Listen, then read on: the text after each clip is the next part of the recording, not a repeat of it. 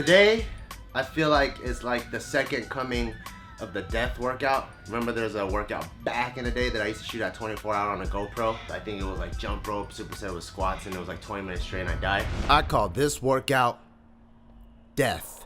These days, I've been really trying to bump up my cardio. Kind of dealing with a back injury if you guys follow me on Instagram. About 2 weeks or 3 weeks before the last meet, I got my back and legs worked on because I've been getting, what is it called?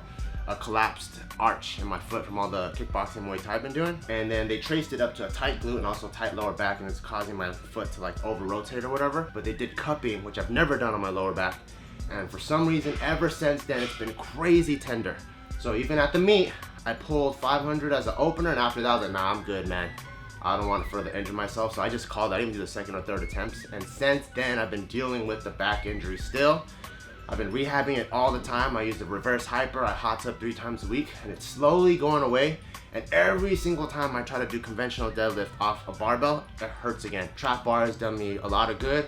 It helps me really focus on my quads, helps me stay tight, and because I don't have a expectation on the lift, like I know how 315 should move on a regular deadlift, I know how 405 should move, I know how 495 should move. I have these expectations, so I'm always trying to move it that way, and I have my ego. With the trap bar, I don't have it. I just go by feel, and whatever is my RP is my true RP. So I just worked up to a single. It was like 3 plates and a quarter. I believe that's like 385 maybe. And then I did back off sets with 3 sets of 5.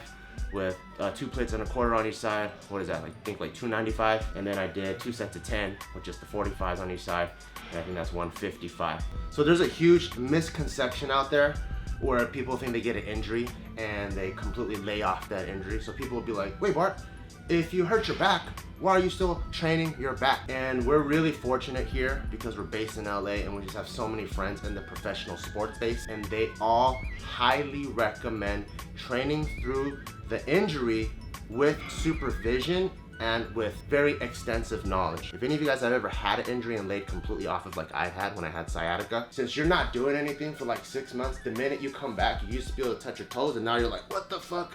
And you kind of have to rebuild and almost reteach your body everything, versus training intelligently through the injury and slowly being able to have your body heal in the way it moves. So I wouldn't do this yourself. Consult a PT, a chiropractor, and see what exercises you can still do.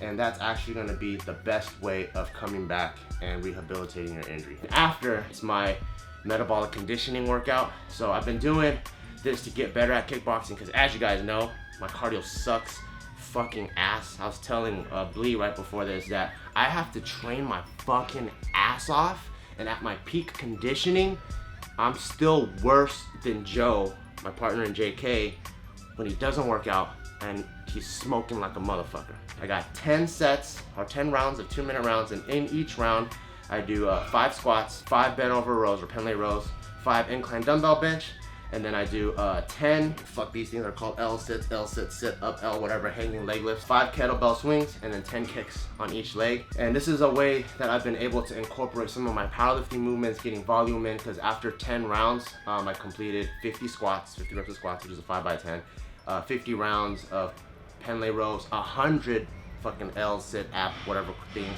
50 kettlebell swings, 100 leg kicks. To me, it's really important to find the cardio that is gonna make you better at what you do or what you wanna do. For me, the reason why I have it specifically 2-minute rounds at a time is because one of my bucket list things is to do an amateur Muay Thai match, and it's 2-minute rounds, 1 minute off, which is why I time my workouts like that, and I do 10 rounds of it so I get used to that pace. I understand how it feels to rest, I understand how it feels to go intense, and then the movements that I choose are very specific. The first 2 movements are always powerlifting based. That's gonna make me stronger. So I have my squats and I have my incline dumbbell bench to lock out. I got my Pendlay rows to always build the pull muscle, because as powerlifters we press too much.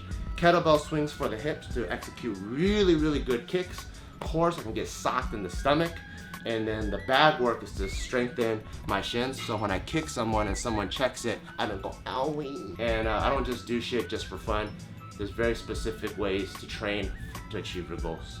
My goal is to get my conditioning back up, feel like an all-around athlete, and I think once my back feels better and I feel more well-rounded and I feel balanced, I'm gonna definitely up my strength again. I would like to compete at USAPL Nationals. My goal there is to get 40th place, because I saw my total this year and there's some young ass, strong ass fucking cats out there, and I put my total in. I think I put something between, like, my best total might be 1400 or 1450. At the 83 kilogram category, I was like 38th place or some shit. And everyone that beat me was 19. I'm like, damn, some strong ass motherfuckers. But I just want to do it. Just want to do it, go there, have a reason to hang out with people. I see everyone there all the time. But I have a long road ahead of me, so I'm just gonna get my back healed, and that's what I'm gonna be working on for 2019. Thank you guys for always supporting our channel and supporting me, whether I'm injured or I'm getting my ass beat by girls or fucking throwing water balloons at people. You guys are fucking awesome, and I am super grateful to have the most dedicated fans in the world. And thank you for loving our brand. If you love our content, don't forget to support our brand, barbellbrigade.com. Link in the description below. Go check out the leader tee and then the trucker hat. See you guys next time. Bye.